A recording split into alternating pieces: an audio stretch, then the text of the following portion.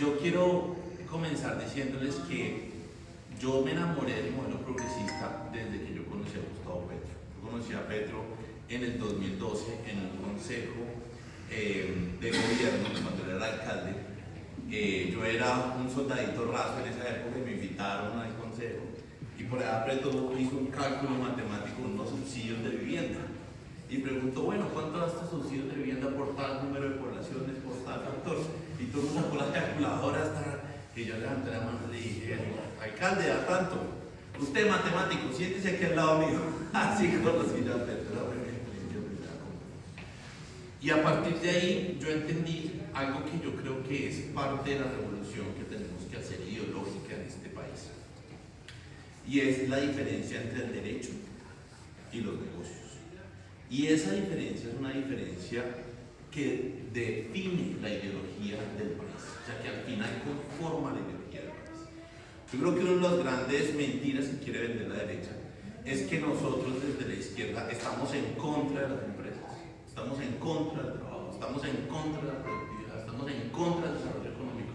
Y eso es una falsedad de aquí a Pekín. De hecho, el mismo presidente lo ha dicho, hay que profundizar el capitalismo en Colombia. Pero ¿cuál capitalismo? El capitalismo productivo, el capitalismo organizado, el capitalismo con la gente, el capitalismo bien armado, no el corrupto, no el que pretende mantener a una gente pobre en la miseria mientras dos o tres se fedean el país. ¿Sí? Entonces, los modelos productivos son necesarios para desarrollar el país. Necesita recursos para una política social fuerte, necesitamos recursos para crecer como país. Pero es que hay varias formas de hacer eso. Yo puedo construir dinero a través de la ciencia y la tecnología, o yo puedo ir a derrumbar páramos para sacar oro. Y eso es una visión, y ambas cosas producen dinero. Pero es que la diferencia de esas dos cosas nos pone en dos planetas diferentes. En un país de la vida o en un país de la destrucción. En un país de derechos o en un país de la miseria. Y hemos venido con unos gobernantes que nos han dirigido por el país de la miseria, por un país de la destrucción, por un país donde la vida no vale. No es casualidad que hayamos llegado hasta aquí. No es casualidad que la vida tenga precio en las calles. No es casualidad que los sicarios tengan tarifadas las vidas. Eso es consecuencia de un sistema que nos volvió de esa manera. Entonces, cuando hacemos la discusión entre el derecho y la rentabilidad, es entender que hay un lugar para cada cosa. Y yo creo que ese es uno de los mensajes importantes que tenemos que enseñar a la gente. Que no es un tema donde el derecho niega la propiedad privada o la propiedad privada niega la existencia del derecho. Es que hay lugares para cada cosa. ¿Sí? Hay lugares para cada cosa. El lugar de la salud, el lugar de la educación, el lugar de las necesidades básicas de las personas es el lugar del derecho. Es el lugar del derecho donde no cabe el análisis de rentabilidad, que es básicamente el modelo neoliberal. El modelo neoliberal nos dice todo hay que mirarlo conforme a la eficiencia económica, en términos generales. Entonces, ¿dónde construimos un hospital? Pues donde sea más rentable la plata. ¿Y dónde es más rentable la plata? Pues en la cabecera municipal. Pero entonces eso implica que la persona que está a 8 horas de la cabecera municipal en un pequeño municipio no tiene salud. Pero es más rentable, pero pierde el derecho. Entonces, en el análisis de la rentabilidad se murió el derecho, se perdió el derecho. Y por eso tenemos 700 municipios en Colombia donde no hay grados 10º y 11. O sea, 700 municipios donde los pelados no pueden terminar bachillerato no porque no quieran estudiar, es porque no hay un ciclo completo de educación. Tenemos toda la oferta educativa del país concentrada en 13 grandes capitales y el resto del país no existe.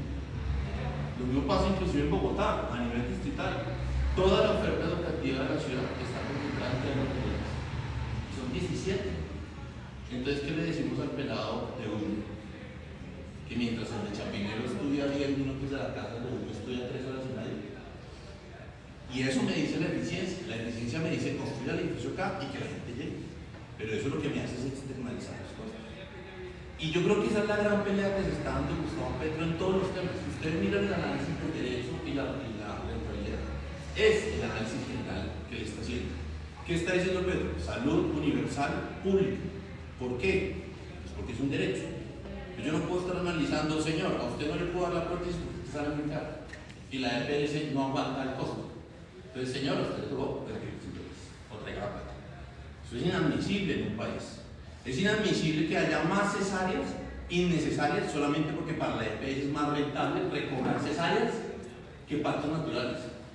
Esos son los vicios que incluye el análisis financiero cuando usted lo mezcla con el derecho.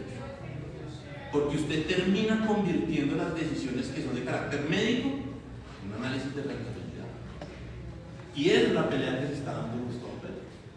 Cuando nos dice la educación tiene que ser pública. ¿Y por qué tiene que ser pública? Porque es que es un derecho fundamental.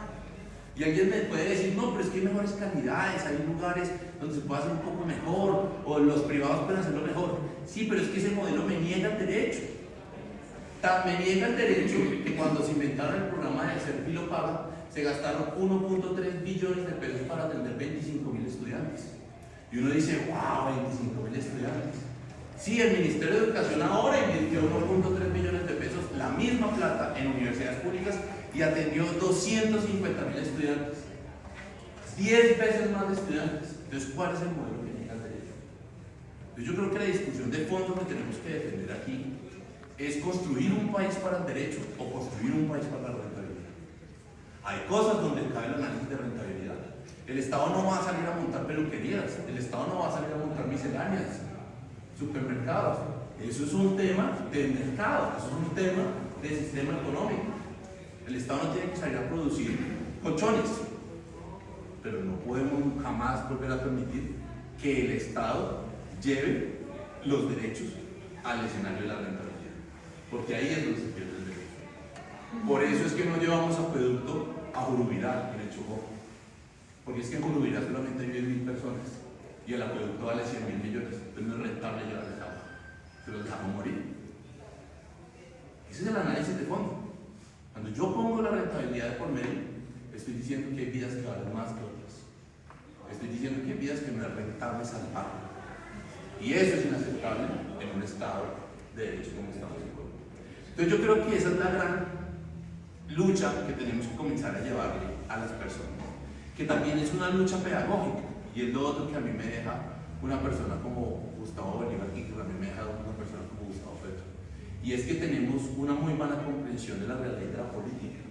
Y está en nuestras manos, como hacedores de política, como promotores de la política, ayudar a que la ciudadanía también comprenda cosas. Porque es que estamos también, y como lo decía también Luis Guillermo, estamos en un sistema que está en contra. Y ese sistema que está en contra incluye la comunicación. Y en la comunicación ustedes bien saben que hay bastantes mentiras, como salir a la gente a decirle que le iban a cobrar IVA en las cuotas de administración de los edificios. Cuando la reforma tributaria decía expresamente en negrilla y subrayado, no se cobrará IVA sobre las cuotas de administración de los apartamentos residenciales. Lo decía el texto y salieron en Caracol a decir exactamente lo contrario. O sea, no estamos siquiera ante una desinformación, estamos ante una mentira consciente de muchas cosas. Entonces nosotros somos pedagogos de llevarle a la ciudadanía una información nueva, de enseñarles que el cambio es real, de decirle a la gente, es que Petro acabó con la economía. Yo escucho a gente decir, y dice, bueno, cuéntame por qué la acabó. No la acabó.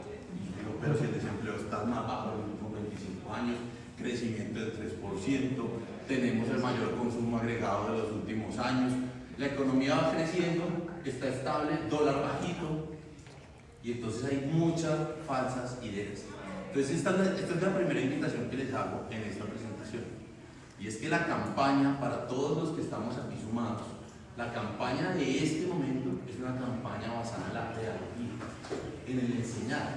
Por eso Gustavo Bolívar es tan insistente en cada lugar que va con cifras en la mano, para decirle a la gente, venga, no coman tema, no traje cuenta. El presidente sale en la locución cada 8 días por una razón, es para explicarnos qué está pasando con el país, para que no nos dejemos meter cuentos, para que no nos dejemos engañar. Porque en la medida que nosotros entendamos, en la medida que nosotros veamos las cifras, pues es más fácil, primero, estar tranquilos en tomar una decisión. Segundo, es más fácil apoyar. Y tercero, también es más fácil enseñarle al país cuál es el camino correcto. Y yo creo que el país está en una senda de transformación y de conciencia. O sea, yo le decía a un amigo el otro día, no es gratis que Álvaro Uribe les haya salido de la presidencia en el 2006 con el 80% de aprobación. 80% de aprobación del país. El presidente con la mayor aprobación de la historia, y hoy está en el 20%. Ahí quiere decir que hay una conciencia ciudadana que está entendiendo y que está diciendo, nos equivocamos en un momento. Y hoy hay una nueva realidad que hoy tenemos que hablar. Y el presidente Petro, con todo y lo que más le hablan y todo el palo que le dan, y mantiene su popularidad en 40, y de no baja, y sigue subiendo, porque nos enseña, porque nos forma. Entonces, para poder hacer este trabajo, o para poder, digamos, pensar en cómo vamos a continuar esto, la apuesta que yo siempre les he dicho a todos los que estamos en la campaña y los que nos están acompañando es: nosotros necesitamos impulsar el cambio. Hay personas que incluso sentían que Petro ya hizo lo que teníamos que hacer como sociedad. Y yo pienso que él solamente prendió una mecha. Prendió una mecha de conciencia, una mecha de luchas. Hay gente que dice: ¿por qué el presidente pelea en todos los temas? ¿Por qué tiene que pelear con todo? Que pelean algunos y otros no. Porque es que esa es la labor pedagógica que le está haciendo. Le está removiendo todas las mesas y mostrando cómo se caen las fichas de las mesas. ¿Para qué? Para que los que venimos después sigamos en el proceso de cambio. Porque aquí hay muchas luchas que dar, muchísimas. Están las luchas por las personas en condición de discapacidad, pero también están las luchas por los jóvenes, pero también están las luchas por la educación, pero también están las luchas por la salud, pero también están las luchas por la justicia, también están las luchas en la economía solidaria. Hay muchas luchas, están los medios alternativos, están las luchas. Tenemos muchas luchas pendientes, muchas, y muchas banderas que levantar. Por eso necesitamos continuar este proceso de transformación y seguir invitando a las personas que se sumen en esta revolución. Yo digo que Gustavo Petro fundó una nueva generación del país, una nueva sociedad están haciendo así. Es una sociedad que tiene una nueva conciencia y se está haciendo preguntas de fondo y se están rompiendo paradigmas y se están cambiando ciertas cosas que antes creíamos que eran de una forma y nos está demostrando que son de otras. Como cuando por allá hace 10 años los ministros de Hacienda decían que la mejor forma para reactivar la economía era bajar los salarios, desmontar condiciones laborales, hacer un montón de exenciones tributarias para las grandes empresas, y eso iba a traer un montón de empleo. Y no llegó. Hay estudios que demuestran que la reforma laboral que hizo Uribe solamente trajo 40.000 empleos del millón que prometió. O sea que ese modelo fracasó. Y llegó el presidente y disparó el salario. Y salió la gente a decir: quebró las empresas. Eso dijeron. Salió Campo a decir: vamos a la debacle económica de este país, con el aumento del salario mínimo tan acelerado que está viendo Gustavo Petro. ¿Y qué pasó? Que usted va al costo y las filas le dan la vuelta a la manzana. El consumo de los hogares se disparó. Los soldados que se ganaban 348.000 pesos van para un salario mínimo. 5 veces más de ingresos. ¿Cómo está cambiando la economía en los hogares? Pues se está transformando. Por un cambio de paradigma. Porque dejamos de hacerle caso a la idea de siempre. A la idea de que nos toca poquito, pasito, calladitos y mendigamos. Es que esa fue la historia que nos tocó. Esa fue la historia que nos dieron. Por eso las comunidades no hablan con los políticos, le mendigan a los políticos. Porque es que esa fue la sociedad que se construyó. Y lo que está diciendo Gustavo Petro, Gustavo Bolívar y Luis Guillermo es: no señor, la ecuación es al revés. Como dijo Jaime Garzón, funcionario público es para que le funcione al público. El país es de la gente, el país no es de los políticos, el país no es del poder, el país es de las personas, del ciudadano, del de a pie. Y yo debería ir al Estado, no a decirle: venga, por favor, como me dice mucha gente en las comunidades, ayúdenme a que me le den un cupito a mi hijo en el colegio. O no nos ha podido ayudar. Todo el mundo me dice: un cupito, por favor, en el colegio. Indignado yo pienso y digo: ¿cómo que por favor un cupito? ¿Cómo que por favor? El Estado debería estar allá encima, matriculando a ese niño, organizándolo. Y la mamá exigiendo: al favor me mejora el colegio. Y el peso me da el favor y me lo organiza. Y el comportamiento en los colegios tiene que mejorar. Pero nos volvieron mendigos del Estado. Porque nos quitaron la idea, nos quitaron la legitimidad que el Estado era de nosotros. Y que el Estado se volvió de unos grandes logros que hacen legitimidad a este país. Y yo creo que esa es la patada en la mesa que está dando Gustavo Petro. Y decirles: no señor, el Estado es de la gente.